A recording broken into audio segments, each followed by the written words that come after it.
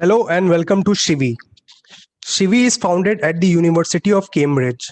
We provide top global faculties, and you can download our mobile application from Google Play Store or visit our website www.shivi.org.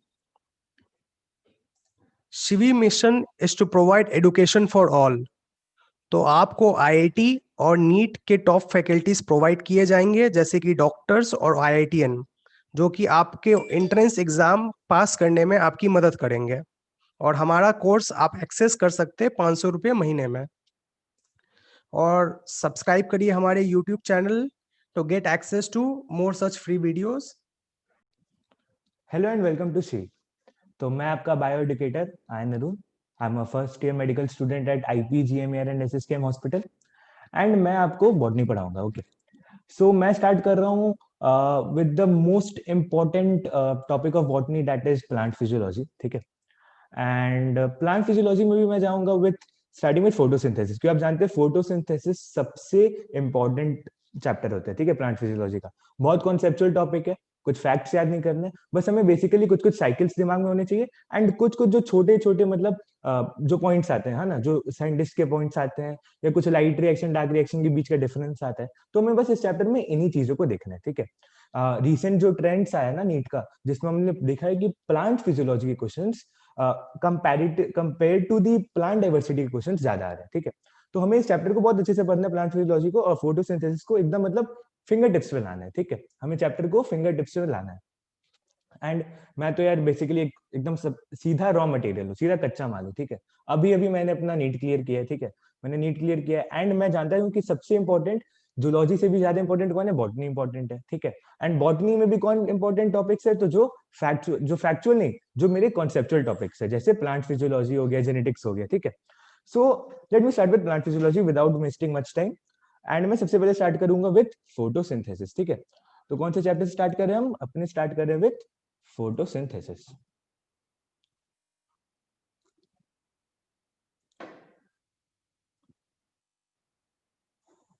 Now अब पहले समझते हैं photosynthesis है क्या।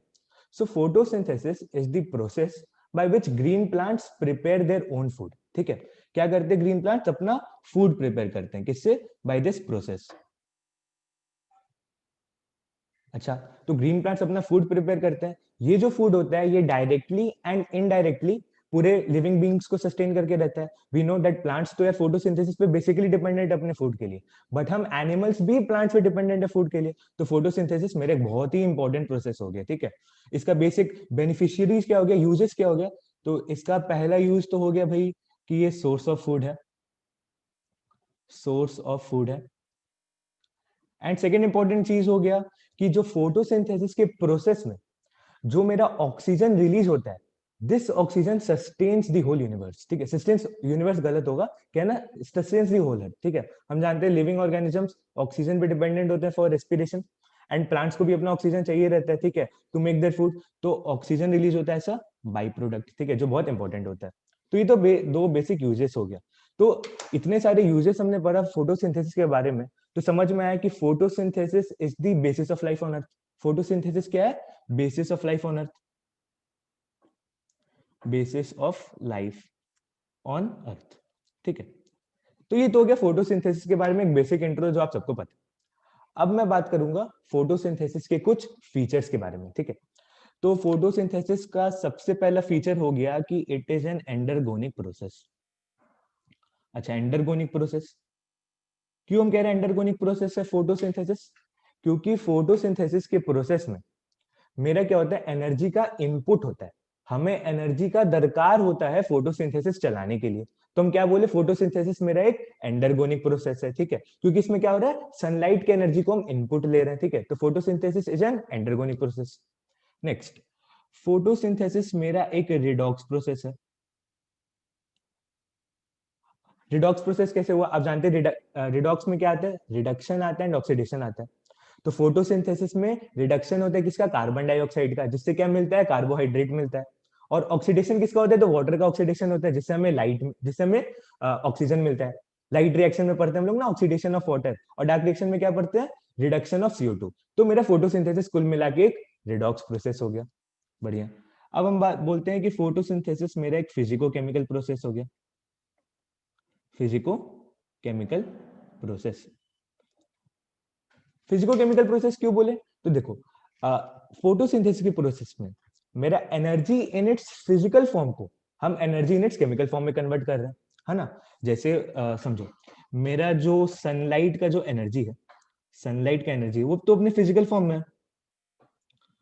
Photosynthesis का जो प्रोसेस हो रहा है उसमें क्या हो रहा है, फूड का प्रोडक्शन हो रहा है। एंड फूड बेसिकली ग्लूकोज का प्रोडक्शन हो रहा है। अब ग्लूकोज क्या हो गया, केमिकल हो गया, ग्लूकोज एक केमिकल हो गया। तो फिजिकल फॉर्म से एनर्जी का केमिकल फॉर्म में कन्वर्ट होना कहलाता है फिजिको केमिकल प्रोसेस। तो फोटोसिंथेसिस मेरा एक फिजिको केमिकल प्रोसेस भी हो गया, ठीक है। नाउ फोटोसिंथेसिस को हम लोग एक अपहिल प्रोसेस भी बोलते हैं। इस पॉइंट को याद रखिएगा, फोटोसिंथेसिस को हम एक अपहिल प्रोसेस बोलते हैं। और अपहिल प्रोसेस इसीलिए बोलते हैं क्योंकि जो मेरा कार्बन डाइऑक्साइड होता है ये एक वीक इलेक्ट्रॉन एक्सेप्टर होता है। कार्बन डाइऑक्साइड मेरा एक वीक इलेक्ट्रॉन एक्सेप्टर होता है, वीक इलेक्ट्रॉन एक्सेप्टर होता है, ठीक है। तो ये तो मेरा बेसिक चीज था फोटोसिंथेसिस के बारे में जो आपको पता होना चाहिए ना। अब हम फोटोसिंथेसिस तो आज से नहीं पढ़ रहे, ये नहीं कि हमारे फोटोसिंथेसिस का पहला क्लास है। हम फोटोसिंथेसिस अपने अर्लियर क्लासेस से पढ़ते जा रहे हैं। तो अब अर्लियर क्लासेस में क्या क्या पढ़े उसके बारे में जरा एक रिकैप कर देते हैं। तो हमने पढ़ा था कि यार फोटोसिंथेसिस के लिए जो मेरा रॉ मटेरियल होता है, रॉ मटेरियल वो होता है भाई कार्बन डाइऑक्साइड होता है, वाटर होता है, और मेरा होता है सनलाइट। और जो मेरा बाई प्रोडक्ट्स होता है, बाई प्रोडक्ट्स या मतलब जो जो मेरा प्रोडक्ट साइड में जो मेरा फोटोसिंथेसिस के बनेगा वो होता है ग्लूकोज एंड ऑक्सीजन, ठीक है। ये तो हम लोग पहले से पढ़ते आ रहे हैं कि ये सब मेरा फोटोसिंथेसिस में रॉ मटेरियल ये सब होता है, बाई प्रोडक्ट्स मेरा ग्लूकोज वाटर होता है, ठीक है। अब क्यों ये जरूरी होता है, अगर ये नहीं हो तो क्या हो सकता है, तो इसके लिए बहुत सारे एक्सपेरिमेंट्स किए गए थे। सबसे पहला एक्सपेरिमेंट है variegated leaf experiment, variegated leaf experiment. तो वेरीगेटेड लीफ कैसा लीफ होता है, एक ऐसा लीफ जिसमें ग्रीन एंड नॉन ग्रीन दोनों पार्ट हो, वैसे लीफ को क्या बोलते हैं, वेरीगेटेड लीफ बोलते हैं। क्या बोलते हैं, वेरीगेटेड लीफ, एक ऐसा लीफ जिसमें ग्रीन एंड नॉन ग्रीन दोनों पार्ट हो।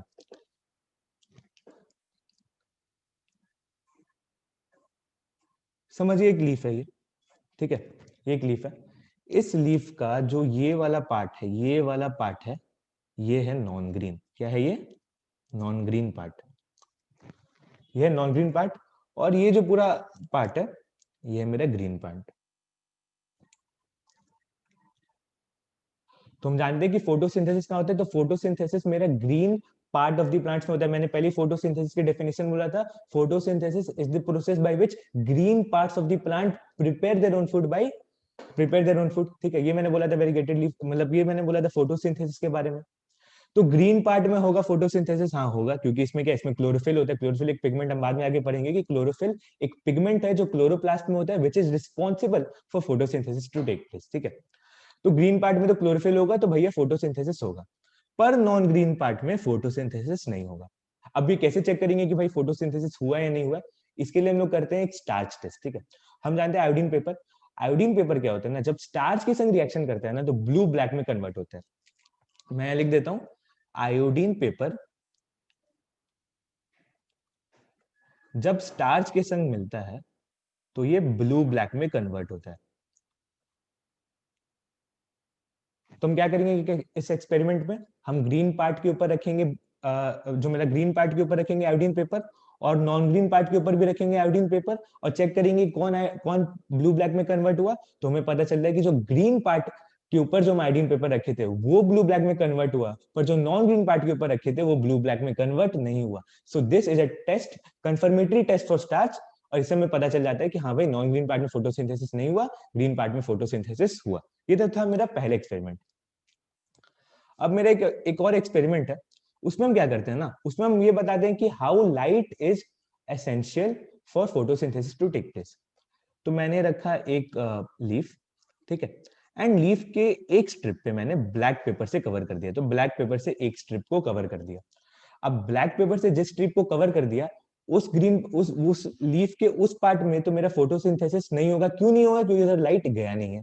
और जो मेरा जो एक्सपोज्ड पार्ट था लीफ का, उसमें क्या हुआ? लाइट का इनपुट हुआ है। लाइट का इनपुट हुआ है मतलब फोटोसिंथेसिस हुआ होगा। ठीक है, तो ये एक बेसिक एक्सपेरिमेंट है, ये हम बचपन से पढ़ते आ रहे हैं। समझ में आ जाएगा कि अगर ब्लैक स्ट्रिप ऑफ पेपर होगा तो उसके नीचे वाले पार्ट में फोटोसिंथेसिस नहीं होगा, पर जो एक्सपोज पार्ट है लीफ का उस पे फोटोसिंथेसिस होगा। ठीक है, नाउ अब मैं एक और इंपॉर्टेंट प्रोसेस के बारे में बात कर रहा हूं, वो है malls half leaf experiment. Malls half leaf experiment,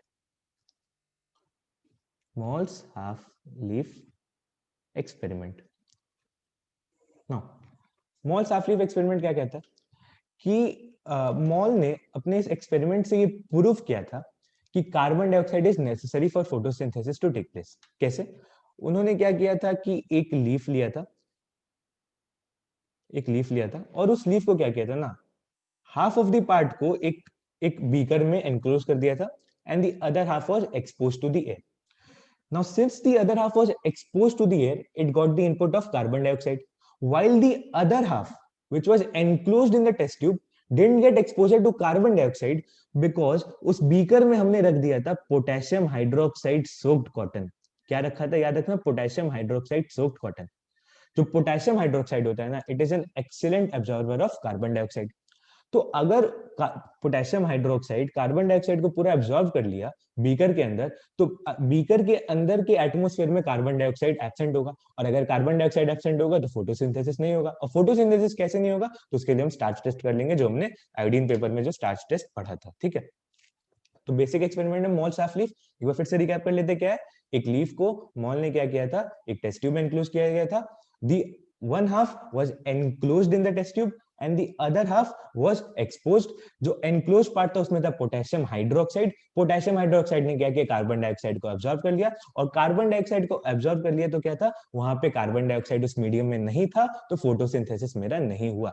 बल्कि जो मेरा एक्सपोज्ड पार्ट था वो मेरा तो सीधा एयर से रिलेटेड था, और एयर में क्या था? कार्बन डाइऑक्साइड था, तो एयर में फोटोसिंथेसिस हुआ।